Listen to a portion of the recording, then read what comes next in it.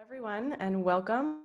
You are joining us for Skip the Brisket, How to Reclaim Your Health with a Plant-Powered Shabbat Table. I am so excited to be participating in the great big Jewish food fest with all of you and with our co-hosts today. Just a quick note, we are recording today. Ask you all to keep your lines muted. We will be using the chat box. My name is Lianna Levine Reisner, and I represent Plant-Powered Metro New York, which is a community-based organization that is catalyzing the local movement for vibrant health through whole food, plant-based nutrition, which we'll be discussing today as an evidence-based approach to chronic disease prevention, treatment, and even reversal.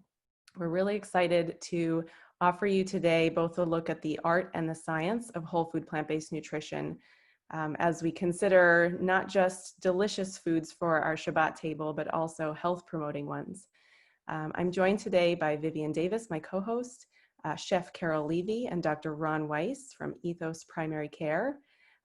Just a quick note about myself, I am very pleased that I was able to overcome chronic illness by reversing endometriosis, reversing the symptoms of endometriosis, losing a lot of weight and stabilizing a lot of issues when I moved to a predominantly plant-based and unprocessed diet, which we'll be discussing today. Vivian, will you introduce yourself? Sure. So I'm Vivian Davis, a Plant-Powered Metro New York board member and certified holistic nutritionist. Just to tell you a little bit about my story, after I nearly lost one of my sons to a chicken bacteria called C. diff, which also created a slew of food allergies and sensitivities, we ventured into a whole foods plant-based diet as a family and never looked back. I feel empowered knowing that our food choices have not only healed my son, but they are helping us prevent the development of common chronic diseases. And for myself at almost 50 years old, I have to say I've never felt better. Excellent. Thanks, Vivian. You'll learn a little bit more about Dr. Weiss and Chef Carole in a moment. But in order to set the stage, first of all, we want to invite all of you to weigh in through the chat box. Let us know who you are, why you're joining us today, and where you're joining us from. This is probably from all over the world at this point. And any questions you're bringing to the table. A quick overview of what we're going to do. We're calling this, instead of a Shabbat table, it's sort of like a Shabbat roundtable discussion. We are going to first sort of challenge our collective thinking about what constitutes a healthy diet. And Dr. Weiss will share with us about a little bit more on why Jews are afflicted with chronic disease at all, and why food gives us hope. Then we're going to shift into a wonderful demo with Chef Carole, who will show us some dishes for our Shabbat table, healing dishes. And then we will have a moment to share additional recipes with you of recipes you'll be taking home after the program. That will be really Shabbat-worthy recipes. And we'll have some discussion prompts and some Q&A throughout and some closing announcements. So yes, continue sharing in the chat. It's really great to see so many folks joining us today. To go back to sort of setting the stage, I really want to help everybody reflect on where the messages around health and nutrition have come from in our lives. What is the source of our received wisdom? How do we validate what we know? And why do we react so strongly when our previous notions are challenged with new information, especially when we talk about food? I welcome you to share some of your thoughts through the chat box. I'm going to jump in and just say that, we obviously have an epidemic of Western diseases. These are diseases that are sometimes called diseases of affluence. These have definitely not passed over the Jewish people, no matter, no matter how successful we are in America or around the world. We still have quite the same chronic disease profile as the communities that we live in. And unlike the Pesach story, we have no protection. There's no angel of death here that is passing over us. We are very much part of this. To talk in generalizations, I think as a community, we love our doctors. Talking about our health problems is sort of baked in into the fabric of our conversations. We are collectively viewing aging as an inevitable process of deterioration. And we love to talk about high-tech health solutions that are coming out of pharma, coming out of Israeli startups. There's a lot to our narrative as a community that's based on just sort of living with illness and living with pain, and having a history, I guess, as a people who, we have been victims a lot. And in many ways, we also continue to feel as victims with disease as well. But we love our food. Food is just a part of everything we do. And so the question is, how can we use food to go beyond this feeling and to reclaim ourselves as a Jewish people and to reclaim our individual selves so that we can have a new narrative? So we're really here today to give you a new narrative around health and nutrition by talking about one of the lowest tech ways that we can bring about a higher quality of life. And it gives us a lot of hope. And also another thing to note is no matter what we eat today, the roots of Jewish civilization are absolutely in shepherding and in having access to animal foods. Yet the reality of early Jewish existence was that most regular people, not like the fancy schmancy kings and priests, most people were eating simply with occasional animal products. And obviously there were no processed foods at the time. So the way that we experience food and illness nowadays is quite different and much more American in flavor than it is sort of an anciently Jewish. So with that, I want to really turn it over to Dr. Ron Weiss, who's going to give us a lot more context about why we experience chronic disease and why food is part of the answer. So Dr. Weiss is joining us actually from New Jersey. He is a medical doctor whose practice is Ethos Primary Care. Will you share a little bit about yourself with our folks joining in? Sure. So I am dual board certified in internal medicine and in a new specialty in the world. It's called lifestyle medicine. And there's actually a college, an American College of Lifestyle Medicine. It's the newest specialty, newer than cardiology or GI or endocrinology. And what lifestyle medicine doctors do is specialize in the reversal and prevention of chronic disease, the diseases that Lianna's talking about, not with bottles of pills or procedures or surgeries, but by changing living behaviors like eating. And the reason why we do that is because it is many times more powerful than the pills or the procedures or the surgeries. So that's what I do. I'm also an assistant professor of clinical medicine at Rutgers, New Jersey Medical School. And I am a working primary care doctor. I have a practice right in the middle of a farm about an hour west of Manhattan.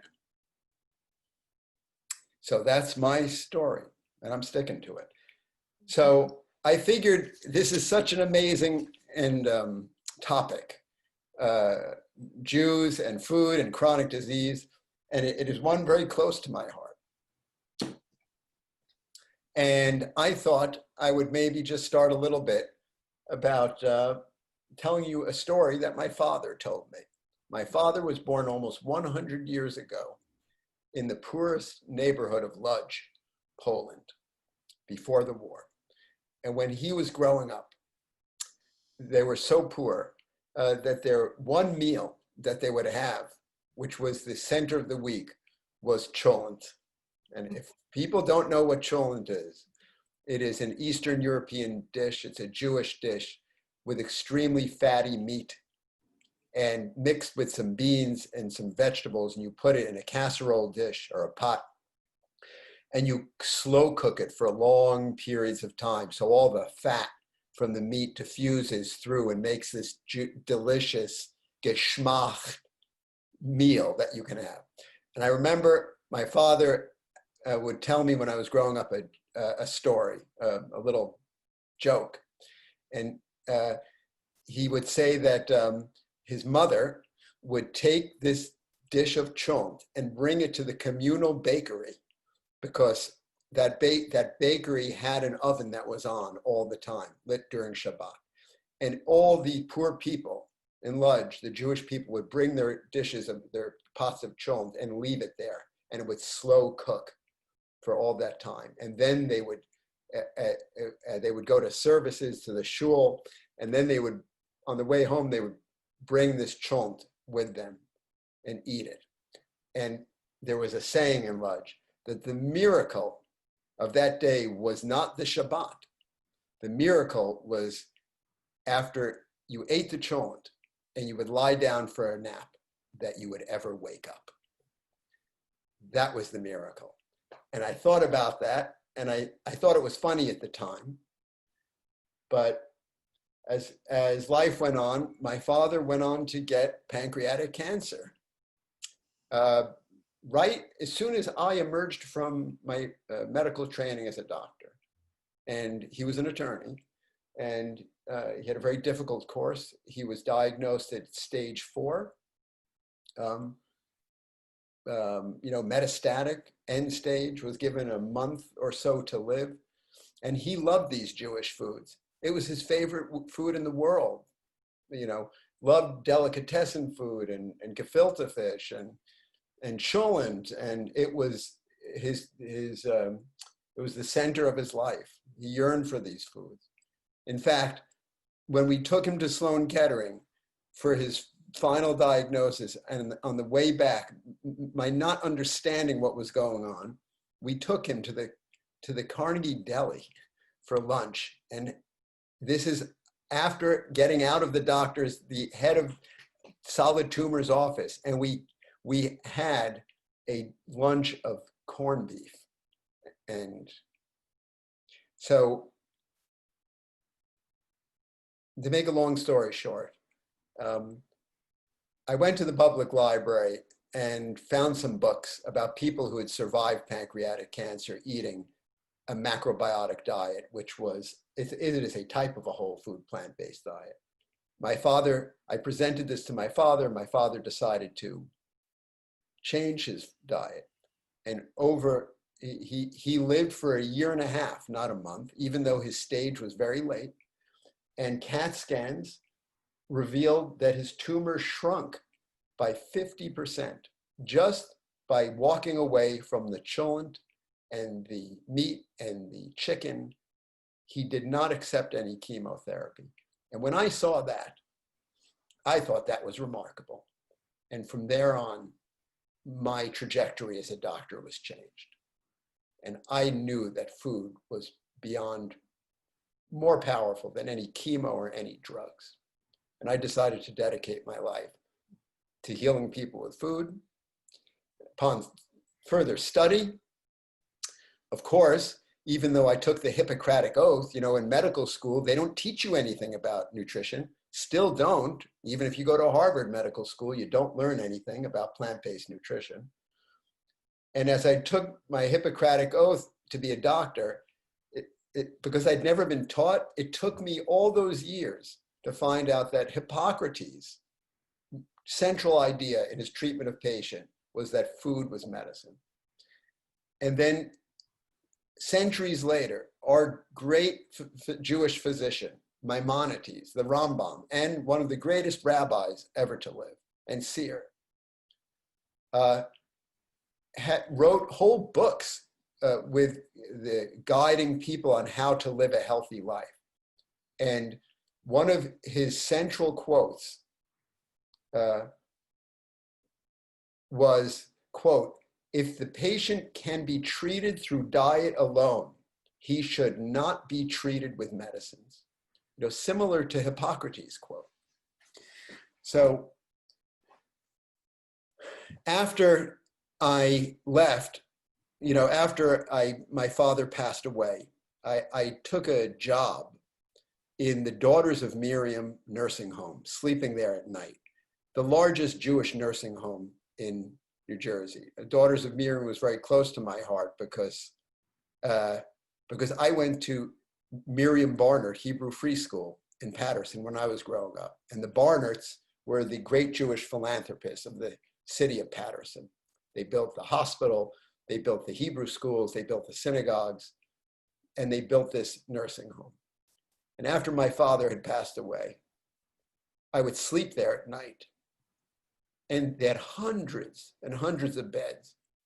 And I took care of elderly Jewish people who were being fed ensure and terribly processed kinds of junk because it was kosher, but was keeping them locked into vegetative states, keeping them in pain, and quite frankly, killing them, making them demented, clogging up their arteries, giving them strokes, giving them heart attacks. And I would be called to help these people in the middle of the night. And it so impressed me at that time that all of this was unnecessary. The Jewish people do not have to end their lives like this, to spend the last 20 or 30 years of life in the daughters of Miriam, curled up in a little ball and not knowing where you are. I think most of us work very hard during our lives. We work until we're 65 or so, God willing, maybe longer. And then a lot of us want to retire and enjoy our grandchildren and children and families, but we're robbed of that by the food we are eating, the Jewish food we are eating. So my objective here today is to let you know this and remind you of what the Rambam has told us.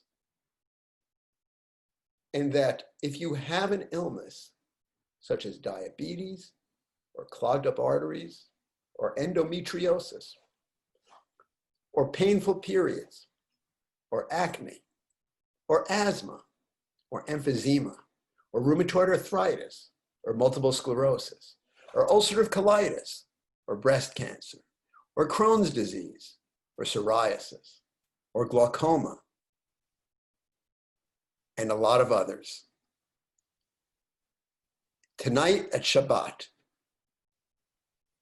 after you say the Kiddush, with perhaps a little bit of grape juice, you can sit down. Oh, I forgot the motzi. And perhaps after you say the motzi, with maybe a grain product that doesn't have eggs in it, that's made out of whole grains, without oil in it. You know, it doesn't have to be challah. You can sit down to a wonderful meal of whole plant foods, like we're going to see Carole prepare for us tonight. And you can make cholent, and it doesn't have to kill you. And you can make borscht, and you can eat it, and it tastes great, and it doesn't have to kill you. And you can do it tonight. And you can revel in very quickly in your sugars going down and you losing 20, 30, 40, 80 pounds. And you can do all these things. You can get your cognitive executive functioning back. And you can do all those things starting tonight. Dr. Weiss, what is it about plant foods that is health promoting? And what is it about animal foods that wears our systems down and creates inflammation? Yeah. There are about 1,000 different answers, which are all correct to that. But if I had to focus on a central answer to give you, it would be that, you know, when I started with my father, when I saw these amazing things happening, I used to think, oh, well, sure, he's eating kale. Kale kills cancer cells. Oh, sure, he's eating like mustard greens and sweet potatoes. But that's not the primary way that whole plant foods work to reverse the disease. What happens is these whole plant foods reorganize our microbiome, the trillions of bacteria in our gut. And then that is the main thing that helps to reverse all these diseases. In addition to the special plant molecules like the blueness in a blueberry or the orange in a carrot that goes and changes certain things in our body. The way animal foods hurt us is on a multitude of levels. Animal foods, first of all, make us very insulin resistant because they're filled with saturated fat. they damage our arteries through the production of very caustic materials in our gut and in our arteries. There are so many things. Animal foods are turned into cancer-causing agents that induce cancer. The proteins that come from animal-sourced foods spur on the production from our own liver of cancer cell fertilizers that make cancer cells grow in us. Plant proteins don't do that. Animal proteins do that. So those are some answers to your questions. If anyone would like any more specific answers or have specific questions in the Q&A, I'd be glad to answer them. Dr. Weiss, is there something about the way animal foods are different from plant foods? Can you sort of suss out, is it about the macronutrients? Is it about micronutrients? Well, yes. The primary way that animal foods are different than plant foods are animal foods are completely devoid of fiber. Zero, no fiber. And that microbiome that I talked to you about, that our life hinges upon, is driven by fiber.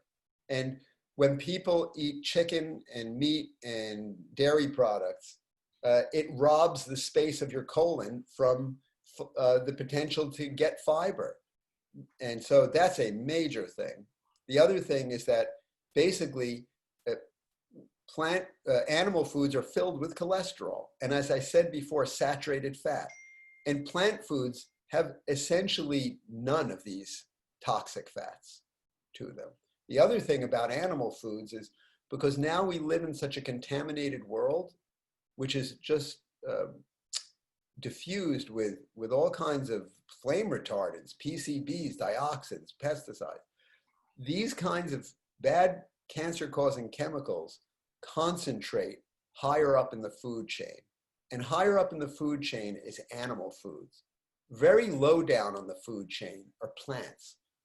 So we find even if you eat an organic piece of chicken, it has many times the health-destroying environmental contaminants than does a conventional bunch of broccoli that was grown with pesticides. Gotcha. And there was a question, is it also because of factory farming and whatever is being done to animals in those kinds of settings? And the other question is grass-fed, pasture-raised animal protein any better than what you can get from conventional farming?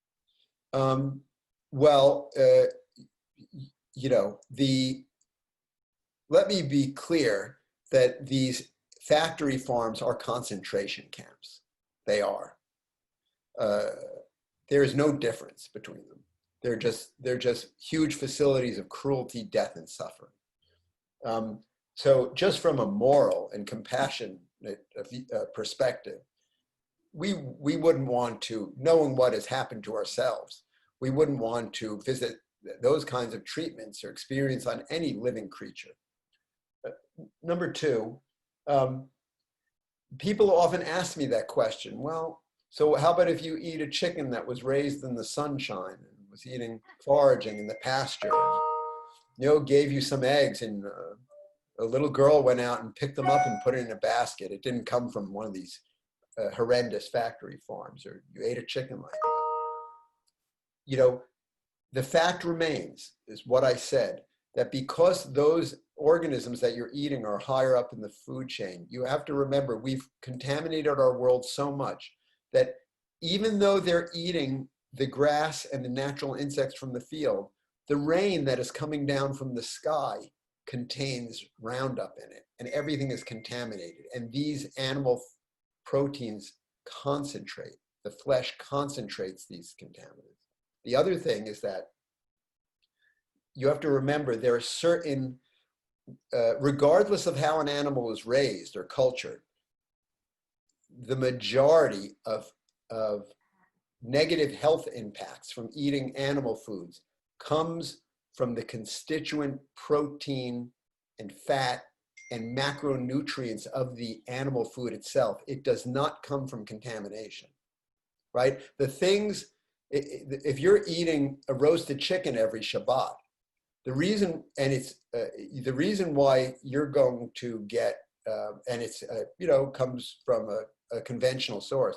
The reason why you're going to get coronary artery disease is not because there were pesticides or contaminants in there. It's because of the nature of the flesh. Gotcha. And is fish any better? Wild caught fish? Well, no, it's not. So for an example, studies have clearly shown that eating 2 servings of fish per week double your chance of getting diabetes. And that's because fish, besides being completely polluted with endocrine disrupting chemicals, which are now in our environment, even wild caught fish have these things.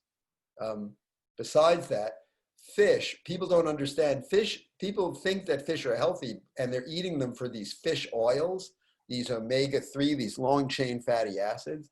The reality is you're getting about this much omega-3 fatty acid for this much saturated fat. And saturated fat is the cause of diabetes. So it negates any health effect, except maybe on cognition, that the essential fatty acids are giving us, those omega-3s. So, and that's why fish gives us diabetes.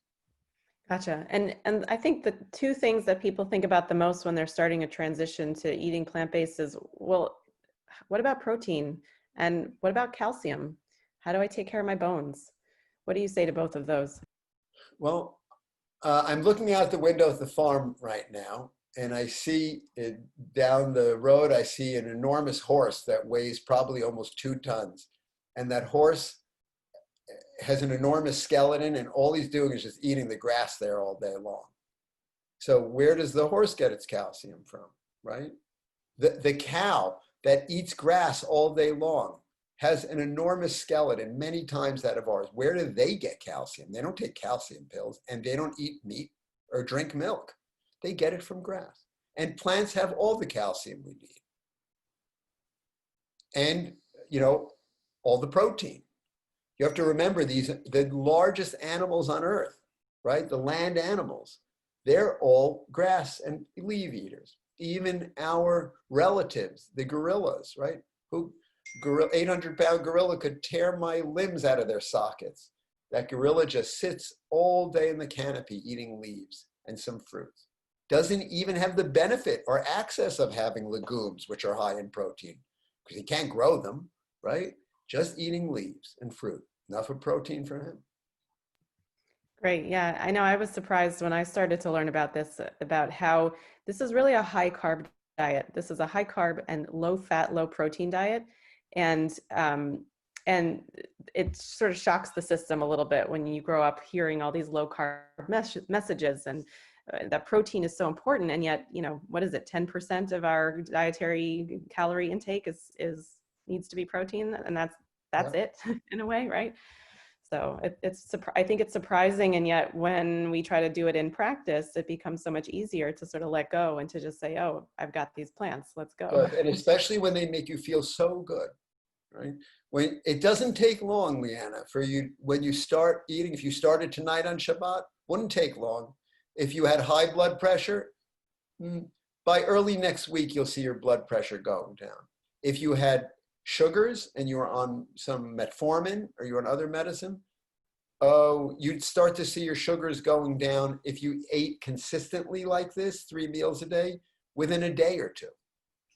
So maybe this is a good time to make a little disclaimer that if people are looking to make a change, it's really important to do it with a mind to your medications, because these things can change so fast. Is that right? Oh, yes, absolutely. Like we've had people who almost blacked out because they were on blood pressure medicines, and they had a well-controlled blood pressure medicine, a blood pressure on the medicines. But then when they started eating plants, they continued to take the medicines, which, is important because you have to do, I would not recommend managing your own medicines. You should do what your doctor tells you.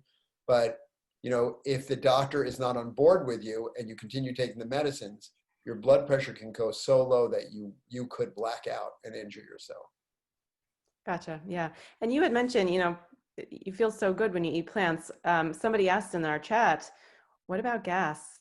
How do we eat cooked legumes and cruciferous vegetables and deal with flatulence? Yeah. Well, I have to tell you that a number of comments. I believe that the average mature plant-based eater will tell you that there is flatulence, but it's my opinion that I think it is not nearly as odoriferous as people who do not eat plants. That's number one. Number two, I think that you have to be patient, because in the beginning, people who are just adopting the plant-based foods, remember that microbiome I talked about, Lianna. The newcomers to the plant-based eating, they don't have the required and balance of those trillions of microorganisms, which will come and be encouraged by your eating plants. So you may have some extra gas that's developing because the microorganisms are not there to digest properly the food. But all you have to do is just keep eating those plants, and you will develop the capacity to digest and then limit the gas that you have. Right. And someone else brought up specifically osteoporosis. I know that's definitely on a lot of people's minds as they get older, if not earlier in their life.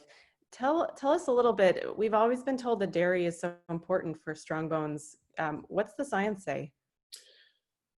Well, the science says that the more dairy you eat, the more hip fractures you will have.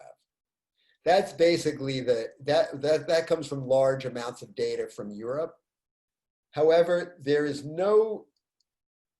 I can't give you a smoking gun that says that, definitely people who eat more dairy or more meat have weaker bones. I can't tell you that. All I can say is that the best study that we have is that people do have more hip fractures who have larger amounts of dairy.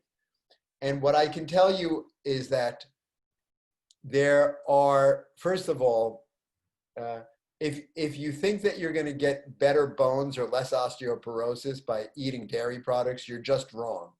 Because why would you think that? I mean, where does that idea come from? There's no evidence that it's there. And I just told you that by eating the dairy products, you don't have to worry about osteoporosis, because you're going to get breast cancer or die from a heart attack before you die from a hip fracture, probably. So abandon the dairy products just because of everything else, which we know dairy products cause. And then the other thing I can tell you is, when it comes to osteoporosis, although I do discourage people to have salt in their foods, because there is evidence that when you have salt, it does cause your kidneys to pour out more calcium and discard it in your urine. We do discourage people to have to avoid caffeine, like coffee, because there is evidence that when you drink caffeine, the caffeine makes you pee out calcium and get rid of it. You don't want to get rid of calcium. But the bottom line is, you should eat a diverse diet of whole plant foods. And is that going to reverse your osteoporosis? Probably not. No. But maybe it won't make it worse. You have to always think about it that way. And what I think is most important to treat osteoporosis, it is movement, and it is loading on the bones. Your bones are living, breathing tissues, and they respond and rebuild themselves when you give them work to do by lifting, like loading up and bearing weight. And that, I would say, makes up 80% of the recipe, those special loading activities to rebuild our osteoporotic bones, not diet. Great. And there was also a question, even non-fat, unsweetened cow or goat yogurt, even those are going to contribute to chronic illness? So here's the way I think of it. Animal proteins Okay, let me back up. The way I think of it is like this. Why did I adopt a plant-based diet? Baruch Hashem, I've never been in a hospital, had not taken prescription medicines. I've never been given any diagnoses because I don't want to end up like my father. That's why I did it. I don't want to get cancer. And I don't want to put an animal protein like from goat's milk or from sheep's milk or some kind of milk into my body where it signals my liver to make insulin growth factor type 1. Insulin growth factor type 1 is a cancer fertilizer. It promotes little tiny cancer cells that are hidden all over our body to grow and find a blood supply. We know that. It's been proven. And all of us at this age, at midlife, have a lot of hidden cancers. So that's why I don't have those even small amounts of poison. Gotcha. And there's also a question about organics. Do organics matter here? Organics do matter. You know why? Well, when I started with my father, I started on my journey as a physician and helping people with plants. You know, I was a doctor. And so what is a doctor supposed to do? Doctor's supposed to attend to the health of people, right? But now I have these small children, Rosie and Yasha. They're 12 and 14 years old. And now, you know, I didn't mention this, but I was an emergency room doctor for many years. And ER doctors are specialists at triaging to know where is the emergency. What emergency, if I have a heart attack patient in bed 1, or a stroke in bed 2, or someone who's not breathing and stopped breathing in bed 3, where do I go first? To the person who is not breathing. And I've decided that the emergency that faces us today is the health of our planet. It's not clogged up arteries. It's not Alzheimer's. It is for the individual. If you are 80 years old or 70 years old and you have a clogged up artery, it is. But I think in the greater scheme of things, I'm worried about our children and the next generation. And if you eat foods that are not grown conscientiously with pesticides that kill off our insects and disturb and pollute our water supply and cause global warming and all these things, what difference does it make if we have clean arteries from eating plants? There's not going to be any Mother Earth to live on. So I would advise you, and I advise all of my patients, to eat foods that respect the earth. You have to remember, Hashem gave us the earth, right? Adam and Eve. We are supposed to be stewards of the earth. It's our responsibility to take care of her. And I think that by eating whole plant foods that are not served with a dose of poison with them, or by even, you know, you're eating a chicken that came from a CAFO, I mean, or an animal or a piece of meat, that's a whole nother story. But if you're a plant eater, please eat foods that don't harm the earth. Gotcha. Thank you, Dr. Weiss. We're going to transition over to Chef Carole right now, but thank you for setting the stage for us. And we may come back to some other questions that have come in the chat later on in our program. I'm going to put up on the screen Dr. Weiss's contact information if you'd like to be in touch with him. Let me just share this with you. And in just a moment, we're going to turn it over to Chef Carole, but I'll leave this up for a moment. Dr. Ron Weiss, Ethos Primary Care, Ethos Health.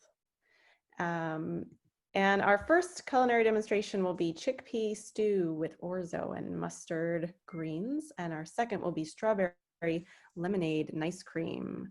So Chef Carole, please tell us a little about yourself and take it away. All right. Hi, my name is Carole, and welcome to my kitchen. And I wish all of you were here with me, but we have to work on this webinar, and I am very excited to have you. I was a pescatarian for 23 years. I thought I was the most healthy person until one day my doctor said to me, you know, your cholesterol's going up, your pre-diabetes, and I don't know, you've been perfect for the last 15 years, but whatever, get straight, come back to me in 3 months and we'll do blood tests again. And I was also at the same time having a very bad skin problem.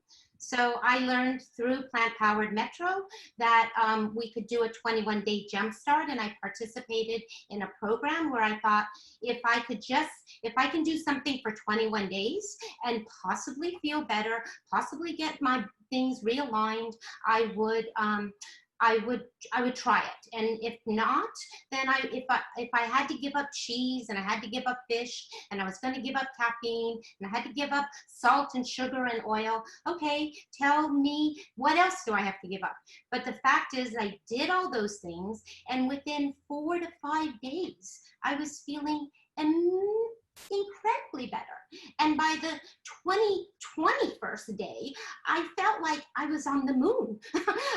I literally had so much energy that I thought, if this is what more plants can do by taking out just a few things from my diet, which was at the time fish and dairy, and salt and sugar and oil, those were things, but if I could feel better, awesome.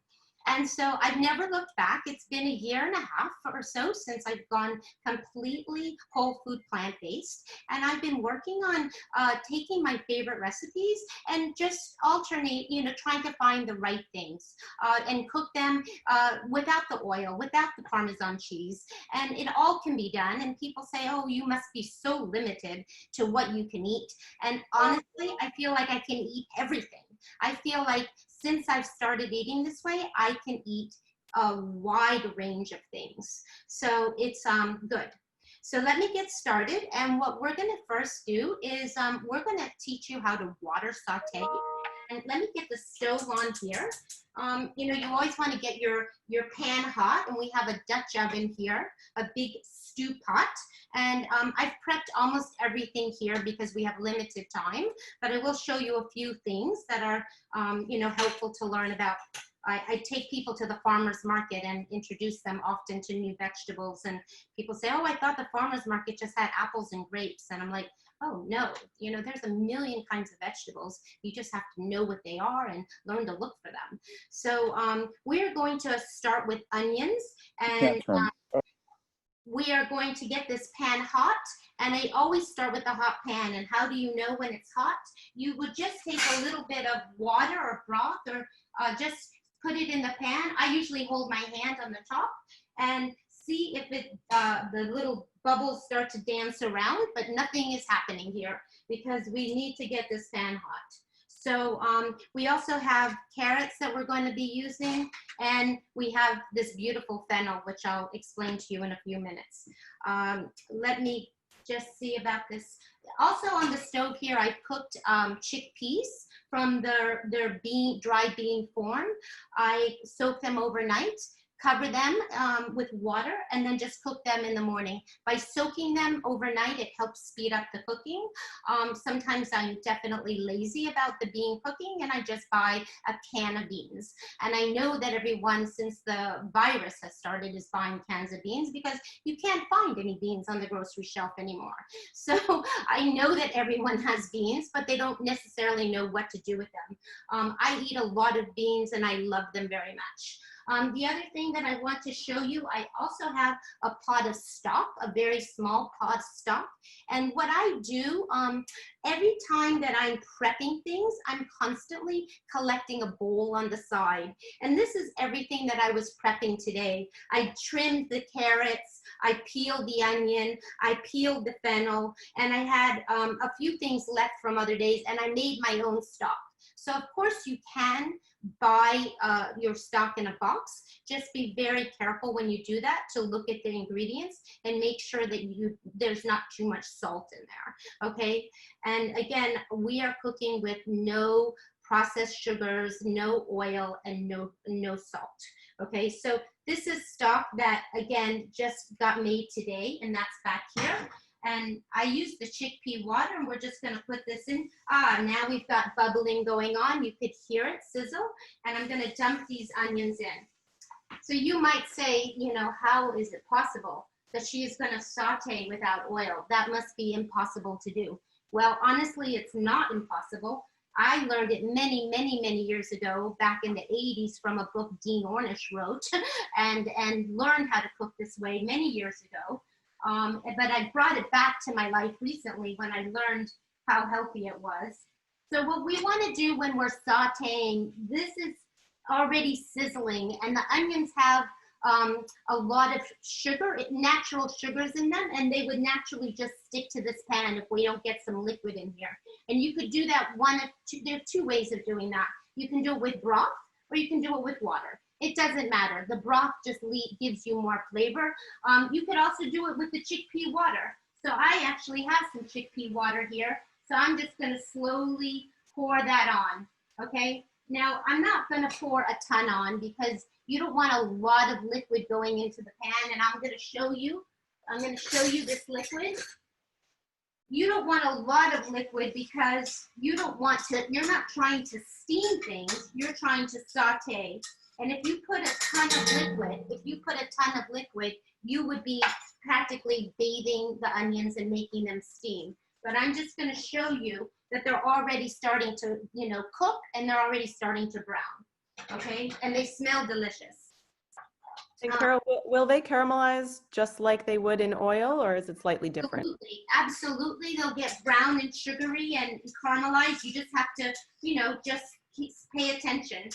And I always tell people, when you're cooking, you have to learn to listen, you have to learn to smell, and you have to watch. Because obviously you're not always just concentrating right here. You might be going to the refrigerator, you might be going over here. I'm lucky I have a small kitchen, so there's not too far for me to go, but you always want to be listening. And I can tell if I'm a few, you know, feet away from this pot if there's not any liquid happening in here. So but absolutely these would caramelize and get nice and brown with just the broth or the water, doesn't matter. Again, the broth just gives you more flavor. So at this point, I'm just gonna let those cook for a very few minutes, and we can just talk a little bit. This is fennel, and I want to tell you that fennel is high in vitamin C and iron and potassium. It is a Mediterranean vegetable, kind of looks like it's from outer space. I always try to buy the ones that have the most fronds on them, because all of this is like, there's certain vegetables that are called 2 for 1. You get 2 things out of one. Beets are like that. When you buy beets, everybody cuts the greens off at the farmer's market and throws the greens away. And then I'm like, but that's the best part of the beets are the greens. So there are a couple foods, even a lemon is like that. A lemon is good for the inside, but it's also good for the zest on the outside. So you can eat a whole fennel, and you can eat this raw, or you can eat it cooked. So today we just made it small diced. And if you're someone that doesn't like a licorice flavor, and it's a flavor that you feel that you might not like, you can easily replace the fennel with some celery. So you would just replace it and dice some celery. Okay, so I can hear we're starting a little bit. We're not quite sticking, but I can hear that it needs just a little bit. Again, I call it nursing. We're just giving it a little bit, and it's not sticking. I will take a moment here to show it to you one more time, to show you that it's becoming translucent and brown, just as if we were cooking in oil, okay?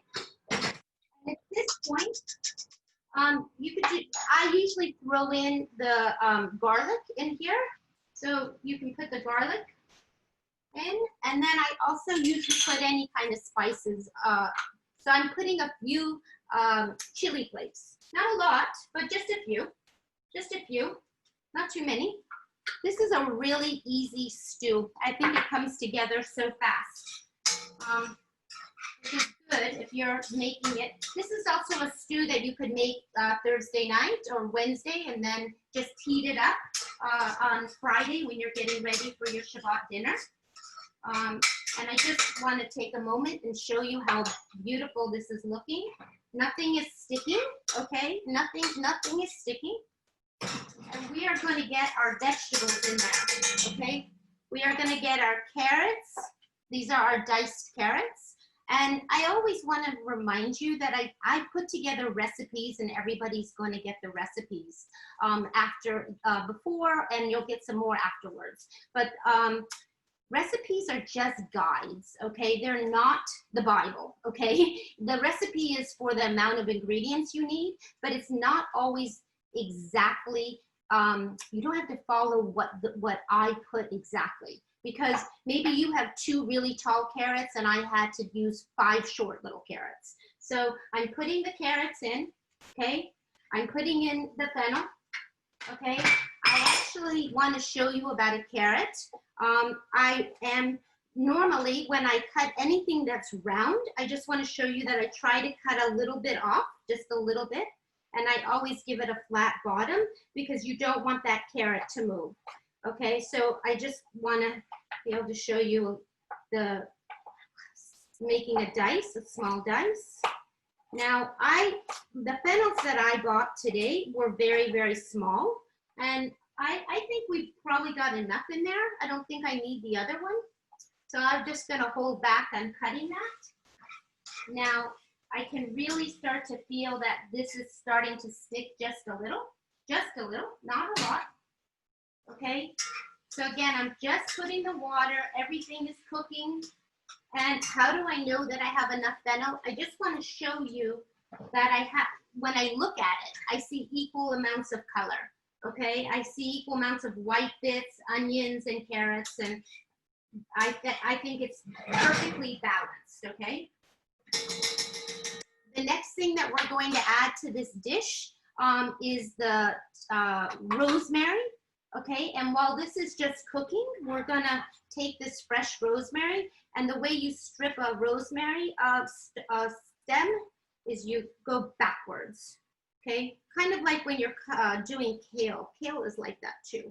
When you just go backwards, and I think this is probably enough. You can never have enough rosemary as far as I'm concerned. And we're going to just quickly give this a quick chop. We're not going to use all of this rosemary at this time. I like using a little rosemary at the end, just as a garnish. But we are just going to get this all chopped. We need 1 tablespoon, but we're only gonna, I noted on the recipe that we're only gonna put 2 teaspoons inside, okay? And I'm listening here, and I think we need a little more water, just a little more. Eventually, we are gonna get the broth in there, but we need to get this rosemary in there too, okay? It said that we needed a tablespoon, and that 2 teaspoons we're gonna go inside right now. So if I were to measure this, it's probably a little more than a tablespoon, but it really doesn't matter. Honestly, it doesn't. I'll show you, just like to show you things here. You see, it is about a tablespoon. Okay, here's 1 tablespoon. I'm not going to put it all in. I'm going to leave a little bit of it behind. So I'm just going to leave a hair of it behind for later, okay? In the meantime, we're going to take 2 tablespoons of tomato paste. This is a brand that I like a lot. It's 100% organic tomato paste. It has no salt in it. So that's a good brand. Have to get this spoon in here. Carole, there was a question. Is your veggie mixture, would you call it a mirepoix or mirepoix? You can, sure. Yes, sure. I mean, it doesn't have celery, but it's fennel, so it's fine. Yes, you can call it that. People with the fancy terms, it's yes. I try to, yes is the answer. Okay, we also have a heaping cup of small cherry tomatoes that I've cut mostly in half because they were so small. I have orange, yellow, and red ones here. Those are going into the pot, okay? We're gonna give this a stir, okay? I wanna show you what's going on here. Let me give you a sneak peek here. This is what we've got. We have got all of this cooking and sizzling away, okay? And we are going to now, we need to have at least 4 cups of stock. Now, as I mentioned to you, had cooked the stock, and I'm just going to strain this right this very minute, okay? And that's probably almost 2 cups there, probably almost 2 cups, but probably not exact. And I just want to show you the color and how beautiful it is. Lovely, right? That is just simply from the things I cut today.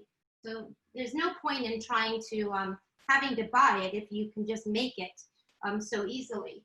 I want to show you that I have a couple of ladles here that are very instrumental. And the reason they're instrumental is one is a cup and one is a 1/4 cup. So when I'm measuring, I don't have to bother with pouring it into a measuring cup. I know that we need 4 cups. So I'm going to put 1, and I'm going to put 2. And remember I said we had about 2 cups, okay? I'm going to hold that back. And then we also need to drain, let's get rid of these, the vegetables. Let's get those out. And let's get the chickpeas. We need the water. I use the water from the chickpeas too, because the water from the chickpeas is also very flavorful. Okay, so I'm gonna pour the other cup. Now I don't go and pour all the stock in at one time. I hold back on 1 cup because I wait to see how thick and how things are reducing and cooking down. Okay, we have put, I believe, everything in here except for the orzo. So I wanted, orzo is a small pasta that is like a rice. It's very Italian. And I have found this very good Banza chickpea rice orzo. I can only seem to find it at Whole Foods, but it's very delicious. And I thought, why not put chickpea pasta in with the chickpea stew, because it makes good sense, okay? And this pasta, you don't cook on the side, you actually cook it and the starches help thicken the stew. So we need a 1/2 cup of that, and that 1/2 cup goes right into the pot, okay? Directly into the pot, like that, okay? And what I'm going to tell you is you're going to have to watch this now, because you're going to have to stir it not pretty frequently, because the pasta will have a way of trying to stick itself to the bottom because of all of its starches. Okay, so we are going to cook this, and before I finish, with the recipe, I always read through and I want to make sure that I have done everything. So I put the carrots, I put the fennel, I put the onion, I put the garlic, I did several pinches of red flakes, I did tomato paste, I did the rosemary, I did the broth, I held 1 cup back. Oh, but I haven't added the chickpeas yet. And then 1 cup of cherry tomatoes I did. We did the chickpeas, orzo, and we are going to, at the very end, add the mustard greens, at the very, very end. Okay, and at the very end, we're going to finish it off with some black pepper and some fresh spices. So let's get the chickpeas in here. If you were using a can of beans is like 1.5 cups, but because I cooked my beans, I need to somewhat measure them. Honestly, if I wasn't doing this in front of all of you, I would just dump them all in there, because it's just fine. If it's 2 cups, it's 2 cups. It doesn't matter. Okay, but again, here is our 1 cup, okay, with our ladle. And then we're going to just do a 1/2 cup, okay? And there's just a little bit left, and I'm actually just going to dump them in. It's just fine, okay? It is just fine to do that. And we are going to get this just boiling. We can put a lid on it to get it cooking a little faster. And in the meantime, we're going to start to make the ice cream, and we'll come back to this. Really, we will come back to this, but we're trying to do 2 things at once. So let's just move this temporarily, not to make anything go away. And we are going to get our ice cream. Our ice cream is called nice cream, and the reason that it's called nice cream is because it doesn't have any processed sugars, and it has no heavy cream, and it has no dairy. It is all we are going to do is primarily made up of frozen fruits, okay? And we are going to use a Vitamix. And some of you might ask, what do I do if I don't have a Vitamix? Well, you could make it in a high-speed blender. You could make it in your NutriBullet. And I have watched a friend make it in a Cuisinart. So it is possible, but the best way to make this ice cream is with a Vitamix, okay? And I forget to, and why I was excited to show you this is that I grew up kosher in my house, and we could never have ice cream when we were eating with our brisket because we had miltik and fleshtik, and you could not have, mix the two together. And now that meat is eliminated out of my diet, you can definitely have ice cream as a treat on a Friday night. So I want to just make sure that this is getting stirred. We're going to cover this a little bit. Just a little, because we're gonna try to speed that along. And I'm going to show you how to get this, and we are just gonna start, and this is a Vitamix. It's a very big tool, okay? And we are going to do this over here. I know you might not be able to see everything, but that, I will bring it up close for you. We also need to get this off of here for just 1 minute, just 1 minute. This is when you have to try to do several things at one time. Just give me 1 second here. Does anybody have any questions at this very minute, Lianna? No, there's a lot of great suggestions coming in related to making stock and holding on to scraps. And holding on to scraps not only is good for composting as well.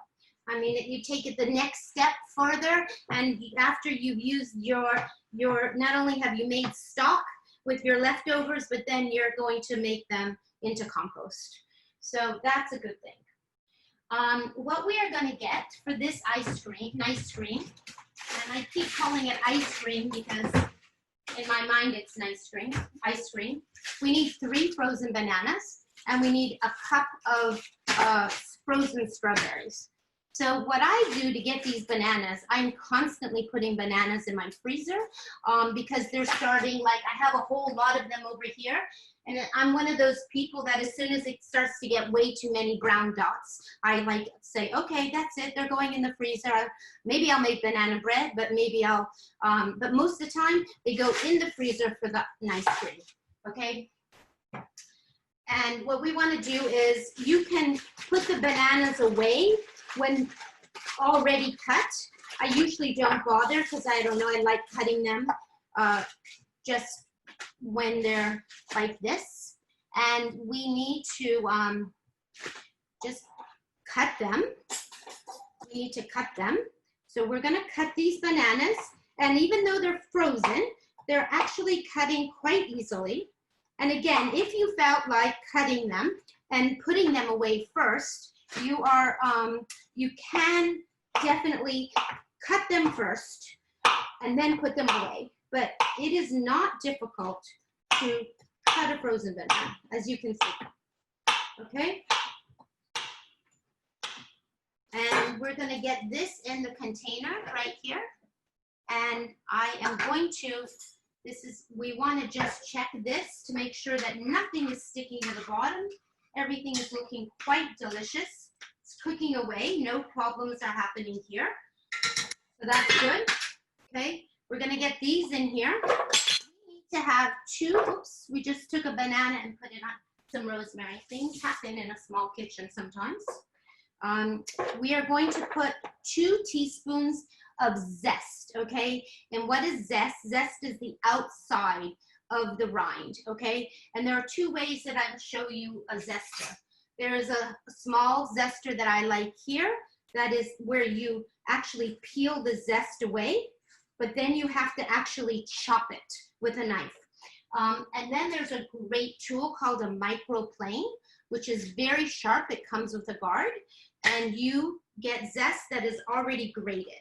So what you want to do when you're doing this zesting is you want to just turn, and you don't want to get that white pithy part. So very important that you keep turning and hitting your blade there, and Again, just making sure you're getting all that zest. I never crack open a lemon without making zest, or an orange or a lime, because I actually I put it away in the refrigerator for other things. I like orange zest on my oatmeal in the morning. Okay, we need 2 teaspoons, and I can tell that we have 2 teaspoons, but I'm just going to show you that we have 2, roughly 2. That there's that, and there's that, okay? And what we're going to do, and then we need a 1 cup of strawberries, but we're going to get this started first.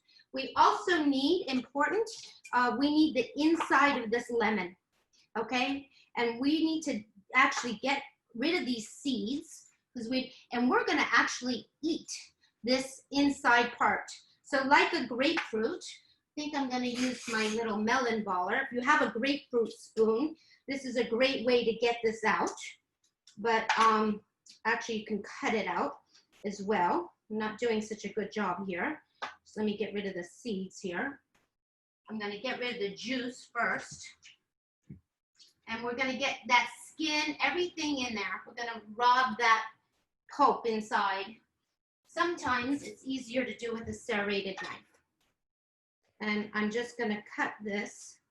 Carole, tell us a little bit about what zest does to the flavor of the ice cream. The zest, I use the zest a lot, like I use fresh herbs. The zest is a replacement for salt a lot. It brings up the flavor and makes everything very rich. So let me get rid of these seeds and put this lemon inside. And I'm getting rid of all that juice, making sure that it gets in there. Okay, and I want to stir this because I hear it boiling like crazy, and I want to slow it down a little bit. But it is cooking. Again, the reason I really want to churn this, and I can show you what this is looking like with this here. I'll show you. This is thickening up. And the reason it's thickening up is because we're cooking the pasta. It's like if you were to put potatoes in here instead of pasta. The starch is what's really thickening up the stew. That's why I hold back on one of the bunches of, 1 cup of the water, because you don't always need the cup of water, the extra cup of water. It really depends on how long you're cooking it and how long it's actually reducing, okay? So we're going back to this, and we are going to get this in here, and we're going to put the cup of strawberries in there, and it's going to be noisy for 1 minute, just a minute or 2 while we make this.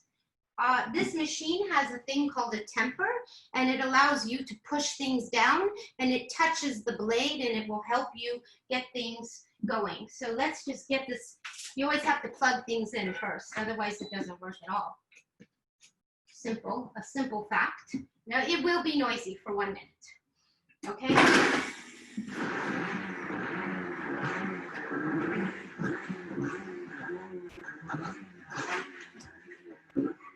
You're just mushing that around. Takes a little elbow grease, but otherwise the machine does a lot of the hard work.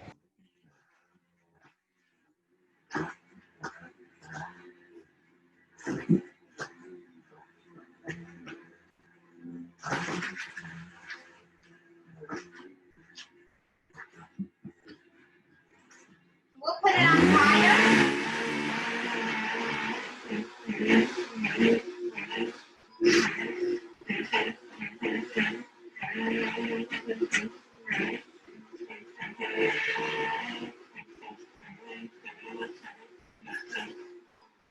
Tell you that I'm just looking around the container to make sure no banana is sticking to the side, and making sure that everything is blended.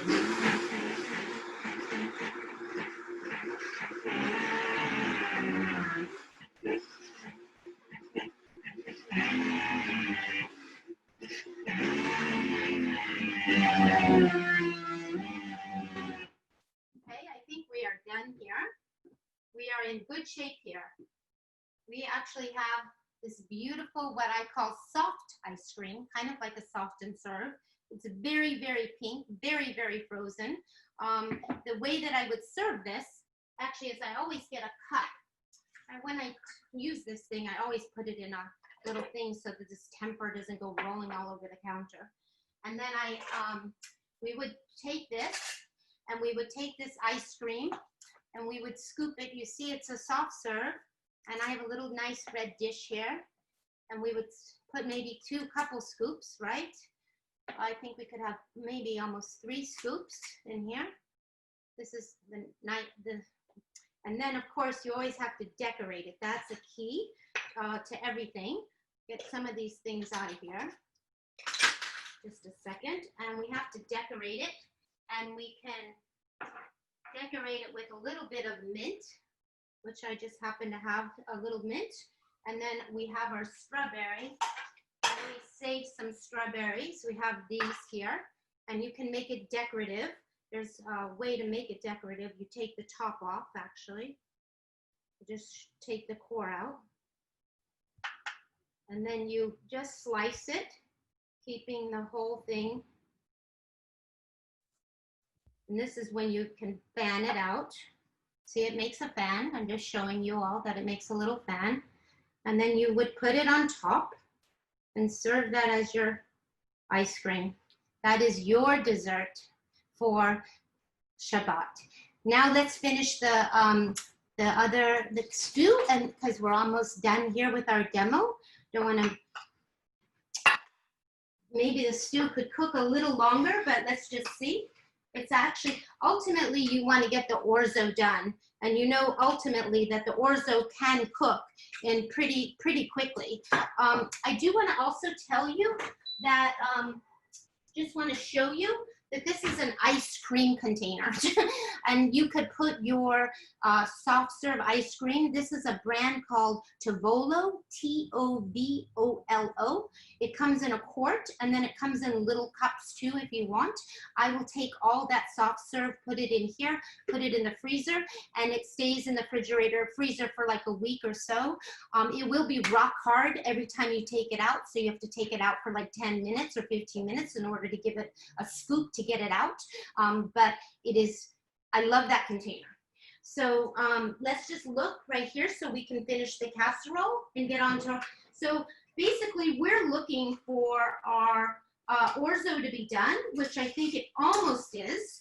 And at the very end, let me just rinse this cutting board very quick.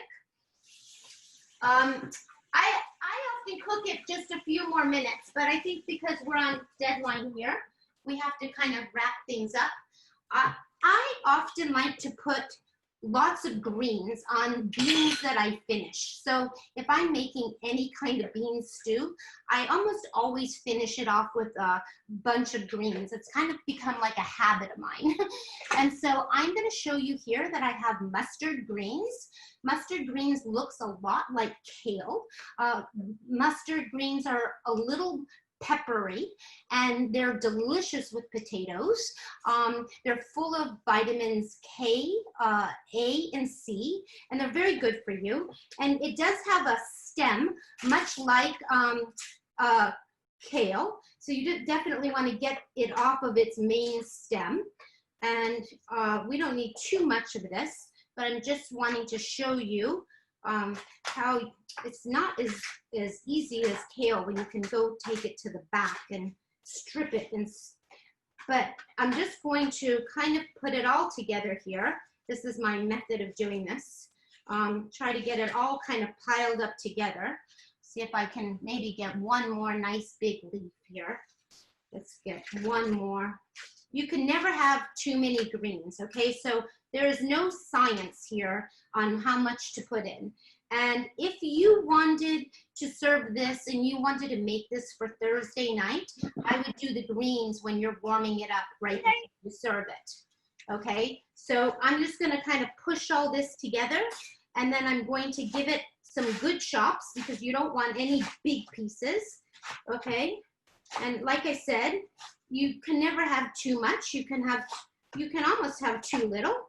We won't really know the situation until we put it and it starts to cook down. But all of this kale, again, it looks like it's a lot, but it does cook down. It will cook down. I'm just showing you there.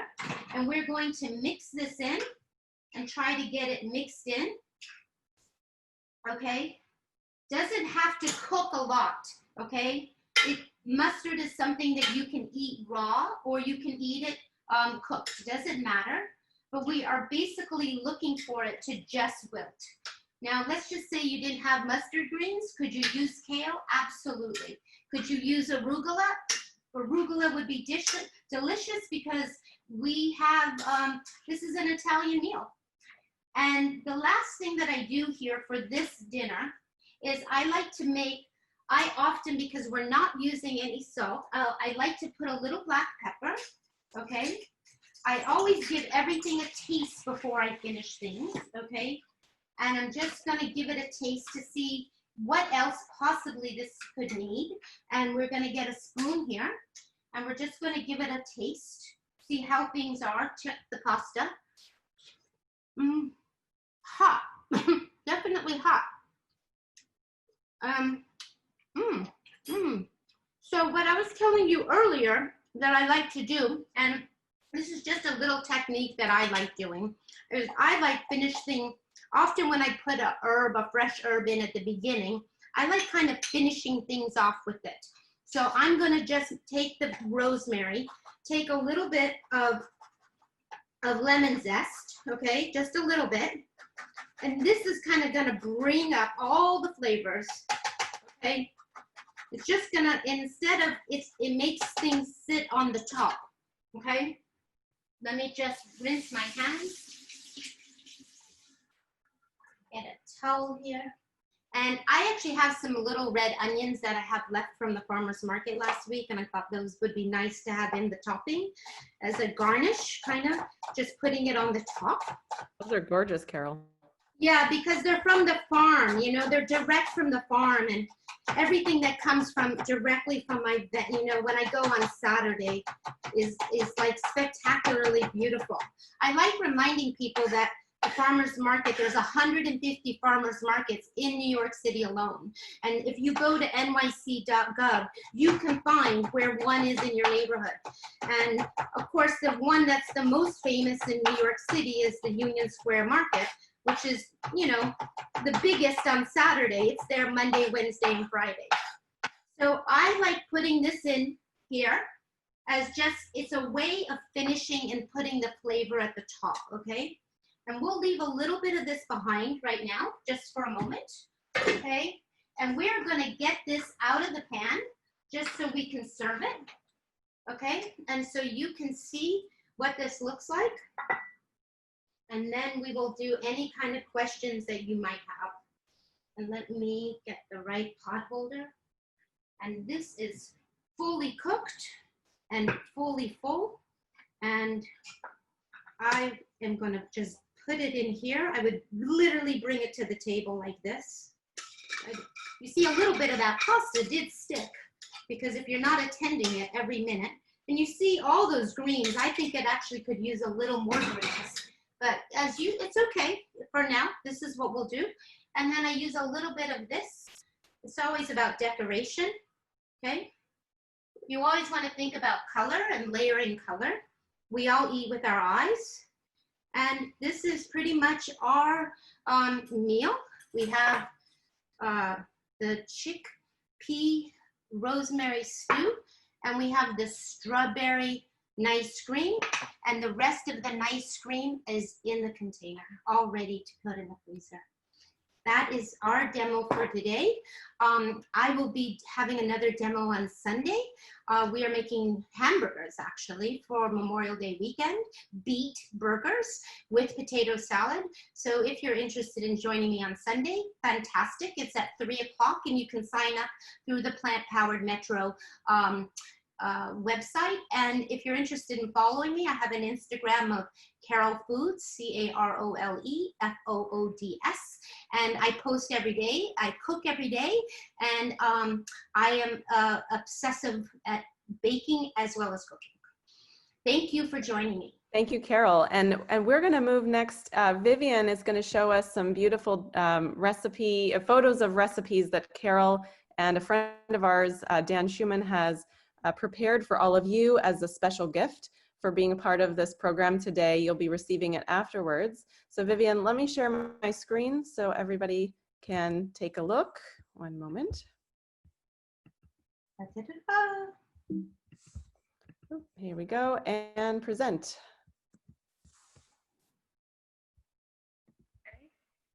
Great, yes, thank you so much, Carol. That was such an amazing cooking demo. I really appreciate all that you showed us.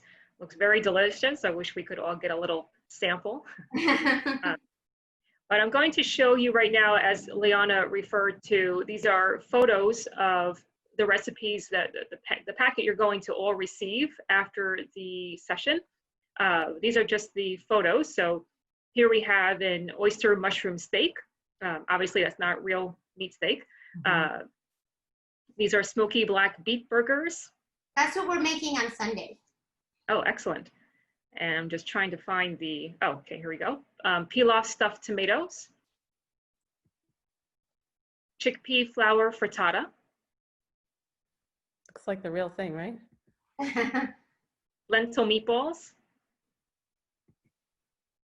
Baked potato latkes. Oh, and can I say something, Vivian? Can I interrupt? Can Sure. I interrupt? This past 2 years that I've not been eating oil, I have figured out how to bake latkes. And you all might think, what is that about? How could you not put put oil and fry? But baked latkes make the house smell just like latkes, and you can eat as many as you want because they are baked. Excellent, thank you. And we have spaghetti squash bowl. And for desserts, we have an almond poppy seed cake, tahini apricot cookies, and fudgy brownies. And that's it. So just something to keep in mind, these might not necessarily be the simplest recipes, but they're good for people who enjoy cooking and would like to wow their friends and family with great flavors and healthy ingredient swaps, such as the chickpea flour in lieu of eggs in the frittata. For those who are looking for more simple recipes to get started with easy dishes, you can check out the Forks Over Knives magazine and cookbook, as well as the How Not to Die cookbook. Excellent. And we wanted to move into some closing prompts for you, and also if we have some time to address some of the questions that came up in our discussion. For those of you who are newer to this discussion, we're wondering, what are your top takeaways? What's your next step for incorporating more whole plant foods into your daily fare? And I'd welcome anybody to tap some ideas into the chat box so that we can see what you're thinking. And also, we're curious, what feels most challenging for you personally that you're going to need support on? We're thinking about, getting some additional resources your way if you have specific questions about this or that plant food or this or that chronic disease. So please go ahead and put them in the chat box. Great. And I think to go back, oh, thanks. Arlene brought up the macrobiotic diet and nightshades. Is Dr. Weiss still with us here to address some of these closing questions? I will say just quickly while we're waiting, nightshades may be an issue for some people, but overall, they're still whole plant foods. And unless you have a particular sensitivity that you can determine from your own sort of experimentation and testing, they're fair game. Certain people who have more intractable things like autoimmune diseases, even autoimmune disorders can be mitigated, and in some cases the symptoms can be reversed. But sometimes those autoimmune diseases will make us more sensitive to particular plant foods, and so there are protocols that sort of ask you to play around and figure out what bothers you. The question about are they inflammatory, they're really only inflammatory to certain people who have those challenges. The sort of message that we want everybody to take home is that unfortunately animal foods overall are inflammatory to everybody, no matter what kind of person you are. and no matter what your genetic profile. So there's a lot but there's a lot in the plant kingdom that's fair game, that to most that might be inflammatory to other people because of other environmental factors or genetic factors that we just can't control for. Other questions that came in before, the one who asked about fibromyalgia, I would recommend, if you have a question about any particular disease, nutritionfacts.org, I'm going to put it here in the chat box, is a really great place to begin some of your journey in learning about evidence that's available about any particular disorder. Nutritionfacts.org was created by Dr. Michael Greger, the author of the bestseller, How Not to Die. And he has a lot of bite-sized videos about many different topics where he sort of summarizes the peer-reviewed evidence about different diseases, different foods, and what we can learn for any condition. For those who are interested in iron, particularly iron for anemia, just know that all of the iron and the B complex vitamins are really there's a lot of them in plant foods, especially when we focus on leafy greens. It's often the case that if you bump up your greens consumption, whether it's through smoothies or salads, or just trying to consciously put them into dishes the way Carole has done here in the chickpea stew, you'll be able to bring a lot more of that natural plant iron into your system. The interesting thing about iron is that there's two different kinds of iron. There's heme iron, which is found in animal products, and non-heme iron, which is in plant foods. And it's the heme iron that's actually correlated with certain diseases, whereas non-heme iron seems to be safer, even though it's less absorbable than heme iron. That's sort of the funny thing with a whole food plant-based diet. The idea is you actually want your nutrients to come in slower, right? You don't want the sugars to rush in when you have refined starches. You don't want the heme iron to rush in and to be sort of easily absorbable. You want things to be slow. Slow food is actually the way to go, the slow absorption of these nutrients. So we are actually nearly at the end of our time together. So first I wanted to give a big, huge thanks to Chef Carole for a beautiful demo with us, very informative, and to Vivian for co-hosting with me today, and Dr. Weiss, who was joining us earlier. As a reminder, you can visit us on the web at plantpoweredmetrony.org or www.ppmny.org. I've just put it in the chat box. We have an ongoing web series that we're presenting separate from the Great Big Jewish Food Fest, and we invite you to come and learn with us on many different topics related to plant-based nutrition, both the sort of science of it and also the practical tips and tricks that you can learn through demos and other tools. And you can also find us on social media, Facebook. We have a Facebook page, Instagram channel, and if you are part of a community who would be interested in learning more about plant-based nutrition, although our work generally is focused on the New York metro area, we know we have folks from all over the country here and maybe beyond. Our work is about bringing awareness to the beauty and the power of plant foods as medicine, and as a way of reversing and treating chronic illness with as few side effects as possible. So there may be communities that you're related to, you're connected to, whether they're synagogues or wellness communities, and we'd be happy to talk to you further about bringing education to your communities. As a reminder, we will be sending out the recipes afterwards to those who registered. If you did not register, please email info@ppmny.org and we'll be sure you get the recipe packet as well. We're going to post a video of today's session on our YouTube channel, and you'll also be able to see it again on Facebook as we were live streaming today. So I believe with that, we will wrap up today, but thank you so much, and feel free, again, leave some further comments or questions in the chat and we'll try to follow up with you separately afterwards.